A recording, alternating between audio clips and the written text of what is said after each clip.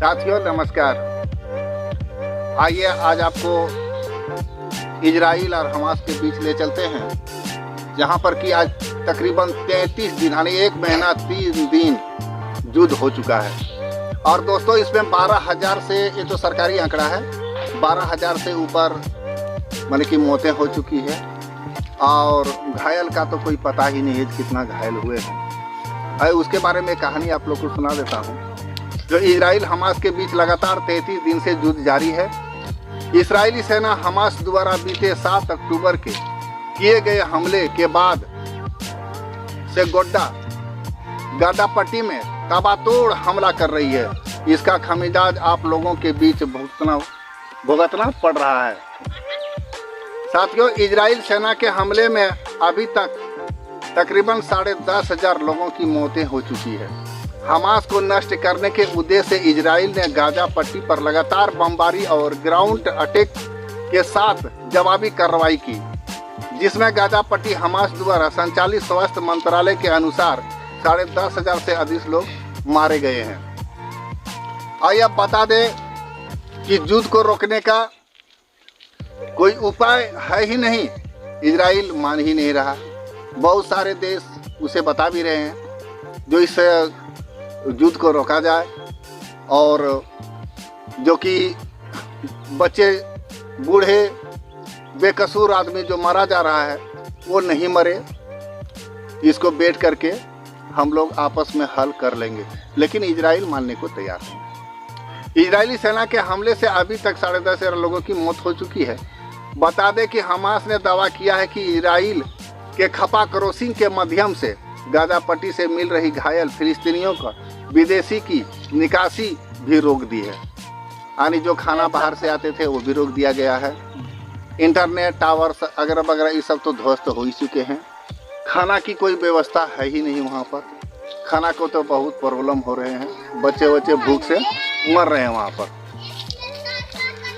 Hamas ने एक अधिकारी के FBI के बताया जो इजराइल द्वारा निकले जाने वाले घायलों की सूची को मंजूर देने से इनकार करने का कारण क्रॉसिंग पॉइंट बंद कर रहा है। इजराइल के प्रधानमंत्री बेंजामिन नेतन्याहू ने गाजा को युद्ध विराम के अंतर्राष्ट्रीय आह्वान को फिर से खारिज कर दिया है और कहा है कि हमास को पहले सभी बंधकों को रिहा करना पड़ेगा और इस बीच जो है हम युद्ध रोकने वाले नहीं। बता दें कि युद्ध तब तक हुआ जब हमास ने 7 अक्टूबर को इजराइल पर हमला किया था, तो इजरायली अधिकारियों के अनुसार लगभग 14,000 से लोगों को मार डाला था। मुख्य रूप से नागरिकों की ओर से 239 बंधकों को पकड़ लिया गया था। हमास की शख्स शाखा ने एक वीडियो में जारी किया कि जिसमें गाजा शहर में बमबारी वाली इमारतों को साथ साथ सड़क पर लड़ाई दिखाई गई। इजरायली रक्षा बलों IDF ने गाजा शहरों पर अपने हमले का एक वीडियो शेयर किया और दावा किया कि हमास में बेबुनियादी ढांचे और इनके लड़ाकू द्वारा इस्तेमाल की जा रही सुरंगों को निशाना बना रहे थे। इजराइल की बमबारी से गाजा मानो कब्रिस्तान बन गया है, जिसे कब्रिस्तान बोला जाता है, उस तरह कब्रिस्तान बन गया है। और आइए आपको बता दें कि हजारों की संख्या में किए गए मिसाइल रॉकेट हमलों से कई शहरों का नाम निशान मिट चुके हैं। बच्चे समेत 10,000 लोगों से ज़्यादा मौतें हो चुकी है। दोस्तों, हर तरफ तबाही चीख पुकार है। लोग मदद की गुहार लगा रहे हैं। फिलिस्तीन एक बार फिर अपना घर द्वार छोड़ने को मजबूर हुए हैं। इस बीच बंटा हुआ मिडिल ईस्ट गाजा की मदद के आगे आया है। इराक, सऊदी अरब समेत मुस्लिम देश बढ़ चढ़कर फिलिस्तीनियों की मदद कर रहे हैं। अब नहीं करेंगे तो कब करेंगे, ये लोग को कहना है। जब नहीं करेंगे तो कब, कारण अब जो है मुस्लिम देश उसमें चढ़ बढ़कर हिस्सा ले रहे हैं। इराक, तुर्की, UAE, सऊदी अरब, कतर, जॉर्डन, इंडोनेशिया जैसे मुस्लिम देशों ने गाजा के बड़ी मदद भेजी है। खास तौर पर मेडिकल आपूर्ति और खाने पीने का सामान भेजे गए हैं। सऊदी अरब, ईरान जैसे देशों को गाजा अधिक मदद कर दी है। दुनिया भर में गाजा के लिए इंडोनेशियन अभियान भी चलाया जा रहा है। इजराइल ने गाजा को हुक्का पानी तक बंद कर दिया है। न बिजली और न पानी, न खाना, न कोई इंटरनेट का व्यवस्था, मैंने हर चीज़ का व्यवस्था ख़त्म करके रखा है। अस्पतालों में मरीजों का इलाज डॉक्टरों को मोबाइल की रोशनी में करना पड़ रहा है। मोबाइल जला के हॉस्पिटल में मरीजों को इलाज किया जा रहा है। इस तरह गाजा का स्थिति बना हुआ अभी भी। आइए आप लोगों को बता दें कि मैं तो बता ही दिया, जो मोबाइल जला करके मोबाइल की रोशनी से वहाँ मरीजों को इलाज किया जा रहा है। इस बीच मिस्र से खफा क्रॉसिंग के जरिए कोमेंगो 350 ट्रक को साजो सामान गाजा को भेज दिए गए हैं। गाजा जो है वो ईरान ने दी आर्थिक मदद, ईरान भी मदद गाजा के ऊपर कर रहे हैं। गाजा में इजरायली युद्ध में ईरान के पूर्वजर विरोध किया है। इजराइल के सैन्य हमलों के बीच ईरान ने अब मुल्क को एक करने की तमाम कोशिश भी कर रही है। विश्व मंच में खुलकर अमेरिका को चेतावनी दी है कि इस बीच ईरान ने गाजा को मानवीय और आर्थिक मदद भी दी है। इजरायली हमले के बाद गाजा को 60 टन मानवीय मदद भेजा है, जिसमें दवा भी है, खाना भी है और मेडिकल जो है अगैरह वगैरह जो रुआ हुआ होते हैं मेडिकल में, जो कि उसके सिलाई उलाई का सामान अगैरह वगैरह ये सब जो है वो सब उसने भेजा है। उसके बाद सारे सामान को शामिल करते हुए इसका अलावा ईरान के रेड क्रॉसिंग सोसाइटी ने गाजा के लोगों की मदद के लिए 1.5 मिलियन डॉलर या 7.5 अरब रियाल के फंड जुटाए हैं। इसमें गाजा के लिए लोगों की मदद की जाएगी।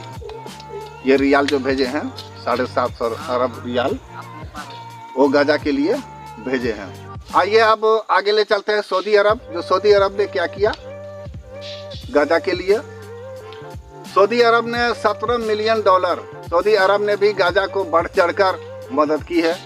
मलसन सऊदी अरब ने हाल ही में डोनेशन कैंपेन शुरू किया है, जिसमें कुछ ही घंटों में 17 मिलियन के फंड इकट्ठा हुए। इजराइल हमास में 3 हफ्ते के जंग के बाद सऊदी ने डेकोशन चलाया। सऊदी ने एक लगातार इजराइल को युद्ध विराम लागू करने का अपील भी करता रहा। दूसरी तरफ इजराइल पर हमले का भी बेअसर भी कर रहा है। क्रॉसिंग प्रिंस मोहम्मद बिन सलमान, फिर से सुनिएगा, जो क्रॉसिंग बिन मोहम्मद बिन सलमान तमाम बेसिक विरोधों के बाद भी इजराइल के साथ दोस्ती कायम करने के लिए प्रतिबद्ध है, लेकिन हमास और हमले के बाद भी हमले को अभी तक ठंडा पड़ा हुआ है। आइए अब आगे बता दें आप लोग को, जो सऊदी अरब किंग प्रिंस ने दी मिलियन डॉलर की मदद।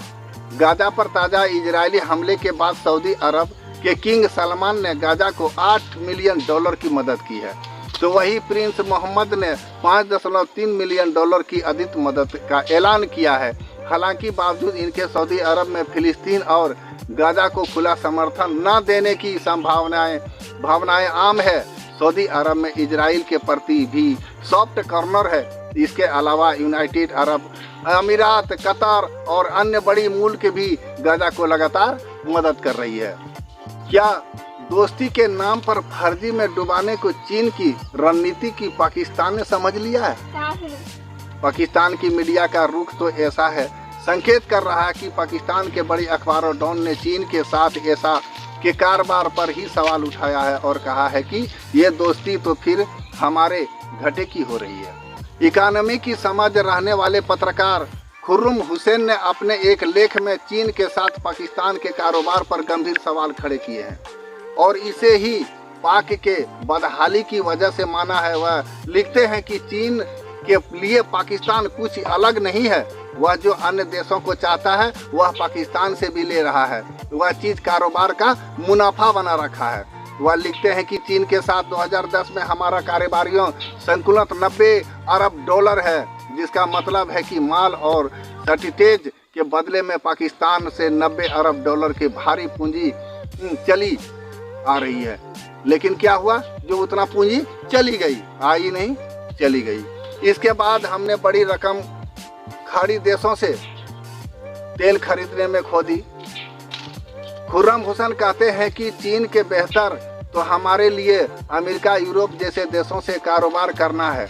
वह लिखते हैं, अमेरिका के साथ हमारा कारोबार 34 मिलियन डॉलर के सस्पल में है। ब्रिटेन से कारोबार 12 अरब डॉलर के सरबख्त में है। इसका अर्थ हुआ कि हम अमेरिकी और ब्रिटेन जैसे देशों से जो कमा रहे हैं वह चीन से कारोबार में खर्च कर देते हैं। दिलचस्प बात यह है दोस्तों कि वही चीन है जिसे पाकिस्तान अपना सदाबहार दोस्त बताता है। अब बता दें कि कारोबारी घाटे के अलावा चाइना पाकिस्तान इनकमिंग कॉरिडोर और ग्वादर पार्टी जैसी परियोजनाओं के लिए भी चीन ने पाकिस्तान को बड़ा लेन देन कर दबा लिया है। इस रिकॉर्डोर से भले ही चीन को अफगानिस्तान और फिर आगे का मध्य एशिया तक पहुंचने का रास्ता मिल गया है, लेकिन पाकिस्तान को इसे कोई आर्थिक लाभ नहीं दिख रहा है। पत्रकार रिपोर्टर खुर्रम लिखते हैं कि पाकिस्तान के अलावा भी चीन कई देशों से ट्रेस परसम में है, लेकिन अब ये कई सुझाव समझ में है और कदम उठा रहे हैं। इसी के साथ ही अब अगले वीडियो में मिलेंगे, तब तक के लिए इजाज़त दीजिए। नमस्कार, धन्यवाद।